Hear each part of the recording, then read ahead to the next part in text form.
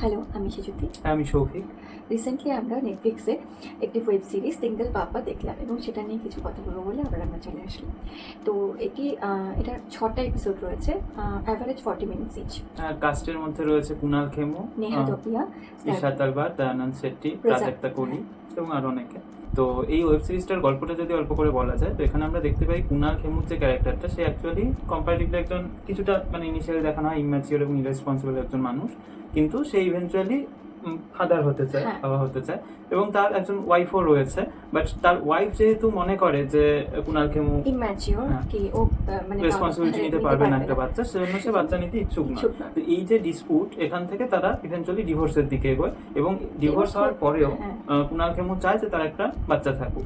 এবার সে ন্যাচারালি বাচ্চা অ্যাডপ্ট করতে চাইবে ইভেন্চুয়ালি, এবং কিছু সিচুয়েশন তৈরি হবে যাতে অভাবনীয়ভাবে তার কাছে একটা বাচ্চা সত্যি এসে উপস্থিত হবে।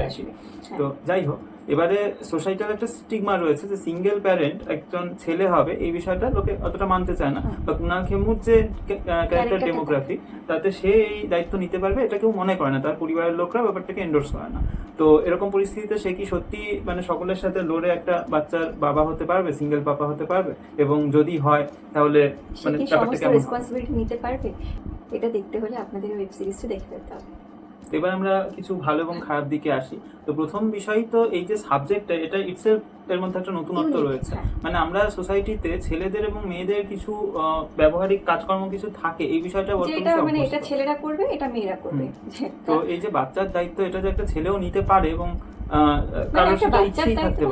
একদমই, এটা তো দুজনেরই দায়িত্ব। বা কেউ চাইলে যে আমি সিঙ্গেল মাদার হবো, অরেলস আমি সিঙ্গেল ফাদার হবো, এটা হতেই পারে। কিন্তু সোশ্যাল স্টিগমার জন্য সেই জিনিসগুলো হওয়া খুব মুশকিল হয়ে যায় অনেক সময়। ইনফ্যাক্ট লিগ্যাল ক্ষেত্রেও একজন ছেলে অ্যাডপ্ট করবে, যে এই বিষয়টাকে খুব বেশি গুরুত্ব বা এন্ডোর্স সহজে করা হয় না। বিশেষ করে একটা ফিমেল চাইল্ডের দায়িত্ব নেওয়াও যায় না যতদূর আমি জানি। তো এখানে একটা মেল চাইল্ড আমরা দেখতে পাবো।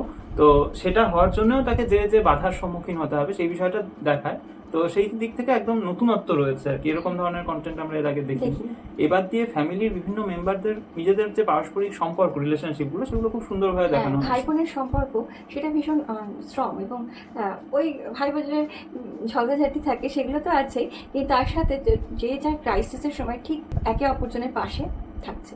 আরেকটা খুব ইন্টারেস্টিং জিনিস, সেটা হচ্ছে যে সিআইডির যে দয়ানন্দ শেট্টি, তাকে আমরা এখানে একটা খুব ইন্টারেস্টিং ক্যারেক্টার দেখতে পাবো। সেটা হচ্ছে ম্যানি। ম্যানি বলতে বোঝায় যে মেল ন্যানি, অর্থাৎ বাচ্চার যে ন্যানি হয়ে থাকে সেরকম, কিন্তু সে পুরুষ, এবং তারপরেও সে খুব সুন্দরভাবে তার দায়িত্ব পালন করে এবং প্রচন্ড এমপ্যাথেটিক আর কি সে বাচ্চাটার প্রতি। এরকম একটা নতুন ধরনের ক্যারেক্টারে দয়া সারাজীবন দরওয়াজা তড়তে তড়তে এরকম একটা ক্যারেক্টার সুন্দর করবে, দেখেও আমাদের দর্শক হিসেবে খুব ভালো লেগেছে। এবং ওয়েব সিরিজটি চলতে চলতে আমরা দেখতে পাবো যে বাচ্চাটাকে নিয়ে গল্প, সেই বাচ্চাটার সাথেও ওই গৌরবের একটা খুব সুন্দর রিলেশন তৈরি হবে। বাচ্চাটা হয় না যে কাঁদে, একটা নিজের মানুষকে খোঁজে, বাচ্চাটা ছিল অনাথ। তো এবার সে ওরকম যখন গৌরব কোলে নিচ্ছে, তখন সে একদম চুপ হয়ে যাচ্ছে। এরকম একটা সুন্দর বন্ডিং ওদের মধ্যে ক্রিয়েট হবে।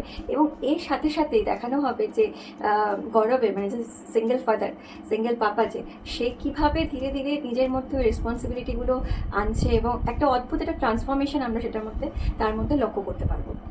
এবং প্রত্যেকটা ক্যারেক্টারেরই অ্যাক্টিং বা ক্যারেক্টারের যে ডেমোগ্রাফি বা ডেপথ রয়েছে, সেটাও খুব সুন্দরভাবে ফুটিয়ে তোলা হয়েছে আর কি।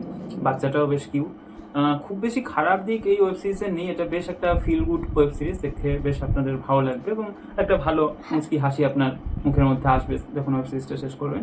একমাত্র যদি আমাদের বলতেই হয় যে কিছু খারাপ দিক, সেটা হচ্ছে যে ওয়েব সিরিজটা যখন শুরু হয় তখনই আমরা ডিরেক্ট দেখতে পাই যে কুনাল খেমুর ডিভোর্স হচ্ছে আর কি। তো তার যে ব্যাক স্টোরিটা, সেটা কিছু গ্লিম্পস রয়েছে মিডওয়ে, কিন্তু আমরা হঠাৎ করে আর কি ওয়েব সিরিজটা শুরু হয় যেখানে এরা এই বিষয়গুলো বলছে, তার ক্যারেক্টারের যে পাস্ট ইভলিউশনটা সেটা খুব একটা দেখানো হয় না। তো এটা মেবি একটা কনস্ট্যান্ট, সাইজ কনস্ট্যান্টের জন্য হতে পারে, বাট এই একটা জিনিসই আমাদের বলবার ছিল।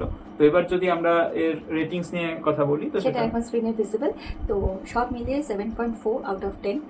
তো এটা একটা ওয়ান টাইম ওয়াচ, আপনারা দেখুন, দেখে ভালো লাগবে, দেখতে পারেন। So thank you, tata.